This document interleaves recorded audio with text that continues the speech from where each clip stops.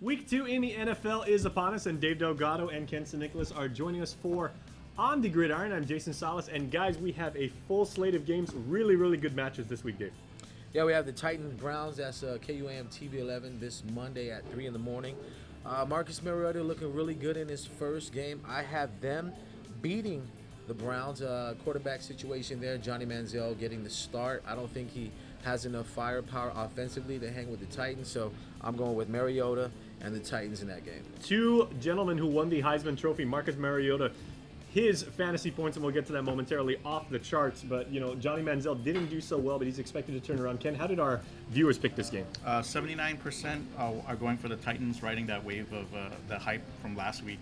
But I'd like to take this moment to congratulate our Week 1 winner, Robbie Cabreza. He got 14 games correct, and his point total won him the tiebreaker. So come down to the stations of KUAM to pick up your limited edition rubber golden football, as well as some gift certificates for Lone Star. 14 out of 16 games. Not bad, my friend. Good job. Okay, before we get to the next game, we want to tell you about the amazing food we have here at Lone Star. Starting over here on the right side of your television screen, we have these cabbage rolls, and they are, talking about off the chart, these are basically the equivalent of Marcus Mariota's Week 1 in the NFL. They are amazing. Then we have the wildfire steak, which you have to try over here. It's got really good kick. For the second week in a row, and we're bringing this only back because we enjoyed it so much, we have these fried mushrooms, and then the Texas Sampler, which has a little bit of everything. This is the perfect complement of what you want to try when you are watching a game. All right, Dave, there's another big game, a big NFC matchup. The Seahawks really took it to the Packers last year, like one of the biggest upsets in playoff history and everything, and they're going to Lambeau this time. Yeah, that's going to be on KUAM TV 8. That's going to be a Monday as well, 10:20 in the morning. I have the Packers winning that game. Aaron Rodgers, a lot riding on this game because of, like you said, last season. I just think that, you know, the Seahawks, they have a lot of things going on. Cam Chancellor not really signing his contract yet. That defense is just a little bit suspect. Quarterback's really going to test that secondary this time around. Aaron Rodgers is really going to air it out this game. So I'm going with the Packers against the Seahawks. And for Seahawks fans out there, this is something you don't want to look forward to, possibly starting off your season 0-2. Yeah, Aaron Rodgers in top form going against a depleted Seattle secondary. That is not a good thing. How do our fans pick this?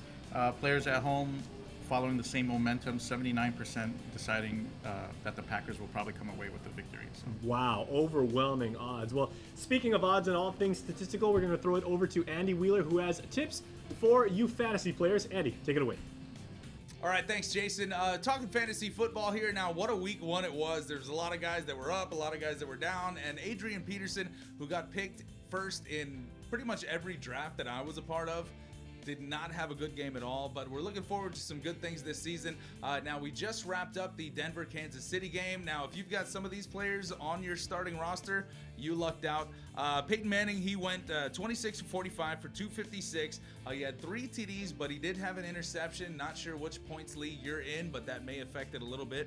Alex Smith, pretty efficient, 16-25 for 191, but he did throw 2 interceptions, no touchdowns. That may factor into the points quite a bit. Now, if you have a runner, if you have a running back from the Denver team, sorry, they didn't do so hot today at all. It was mostly a passing game for them. Pretty defensive battle in the first half, but then they came back. But if you had Jamal Charles on your team, he went 21 carries for 125 yards with a TD. So pretty good numbers from him. And receivers, Kansas City, they spread it out quite a bit. But Denver, they targeted 2 dudes. Demaryius Thomas went 8 for 116 with no touchdowns. But then Emmanuel Sanders went 8 for 87, but he did have 2 touchdowns. So if you have those guys on your fantasy team, you're looking pretty good.